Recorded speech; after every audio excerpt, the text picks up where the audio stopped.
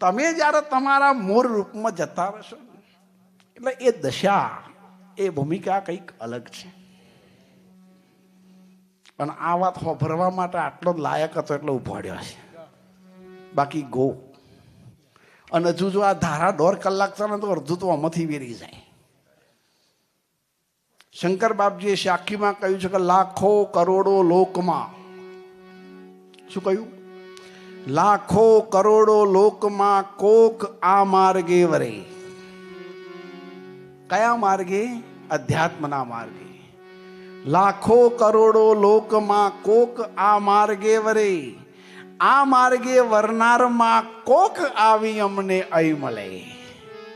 એક તો લાખો કરોડમાં કોક અહીં વળે અને વરેલા કરોડ ભેગા થઈને ત્યાં એક આઈને મને મારી જગ્યા ઉપર મળે. હવે વિચારો તમારું આ સ્વરૂપ કેવું છે. હવે જો સ્વરૂપની વાત આવી હોય તો સ્વરૂપની દશા કેવી હોય? હે, આ તો આપણે વાત જ કરીએ છીએ ને. હવે જો સ્વરૂપની આટલી વાતમાં તમને તમારી વિશાળતા દેખાતી હોય, તમારી ગહનતા દેખાતી હોય, તો જ્યારે અસલ સ્વરૂપમાં ડૂબકી લાગે એ વખતની કેવી હોય? અને ત્યાં પછી 3 કાર્ય છે ને, ત્યાં શંકર બાપજીએ લીટી સુંદર લખી છે. જગત પહોંચી શકે નહીં ત્યાં અસલ મુકામ મારો છે.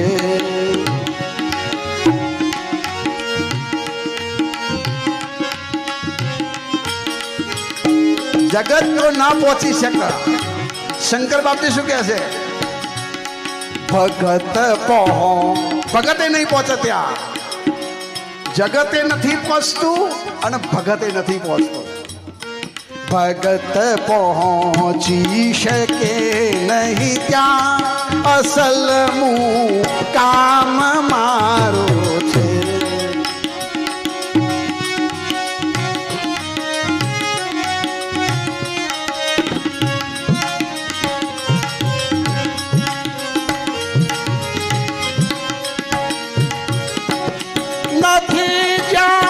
सूर्य के चंद्र નથી જ્યાં અગ્નિ કે તારા, નથી જ્યાં અગ્નિ કે તારા. ધરા પહોંચી શકે નહીં ત્યાં અસલ મુકામ મારો છે. જગત પહોંચી શકે નહીં ત્યાં અસલ મુકામ મારો છે. આટલું કહ્યું. શબ્દ ઉપર ધ્યાન આપજો, મજા આવશે. છેલ્લી લીટીમાં શંકર બાપજી શું કહે છે?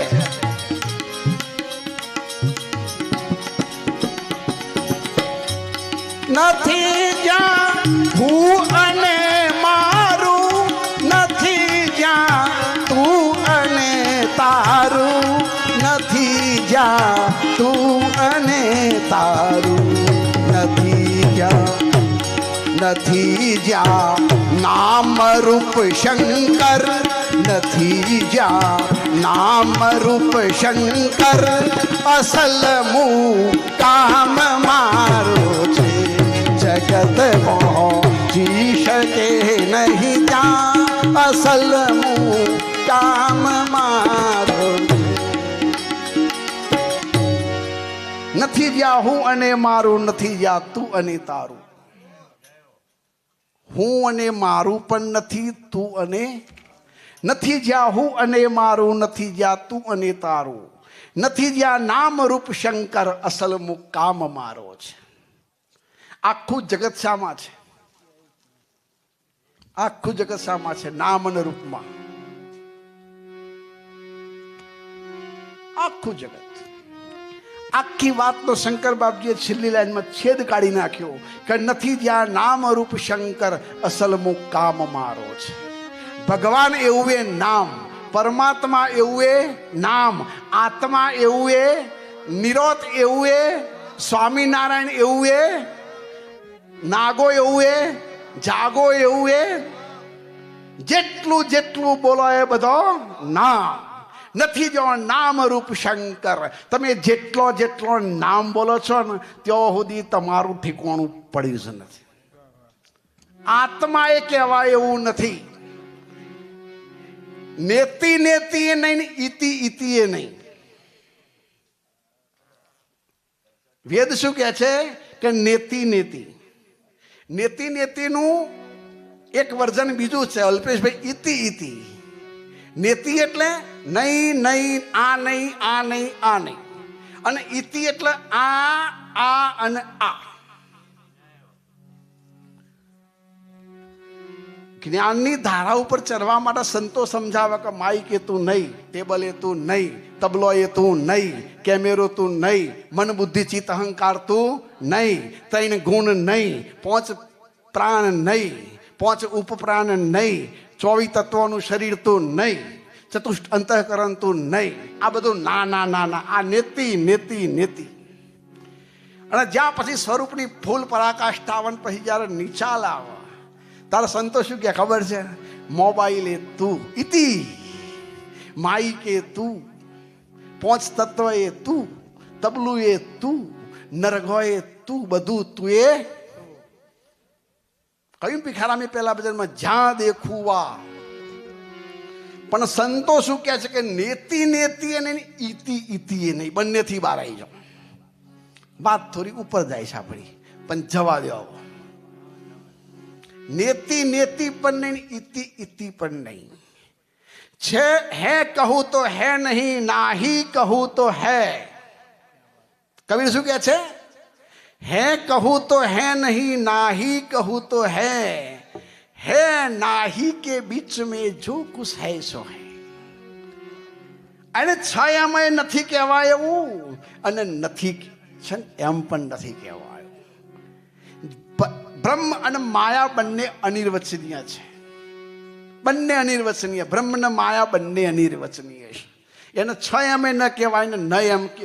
કારણ કે તમે છ એમ કહો છો તો સાબિત થતું નથી, અને નથી એમ કહેશો ને તો દેખાય છે. હવે જે દેખાય છે ને નથી કેમ કેવું, અને છ એ કહેશો એ સાબિત નથી થતું. તો આ જે માસ્ટર ચાવી છે ને એ કોઈ જાગેલાવા સંતો હોય ને એ જ આપે. મારે તમારે એક સમજો વાતને, 2 દારા મેરાવડામાં આવીને મેર નહીં પડે, સમજી લેજો. ગુરુજી પહા બોધ લીધે એક વખત ગુરુ મહારાજને 500 દોણા નાળીઓ લાલ દીધી, 500 રૂપિયા આલ્યા. તમે મોણ્યા કે અમે ગુરુ ઉપર ઉપકાર કર્યો. અલે આ ગુરુ તો બાપનો એ બાપ છે, તારી 500 ડુફડીઓની કોઈ કિંમત નહીં. તો બહુ એ સમ્રાટ છે. હે? અને તારી 500 ડુફડીઓથી ખુશ થાય ને ગુરુઓ કહેવાય ને ગુરુ કહેવાય નહીં. શું માણસ? ગુરુની વ્યાખ્યા શું? ગુરુનો અર્થ થાય છે મોટું, વિશાળ. શું થાય? હવે વિશાળ શું છે? ચલો હડો.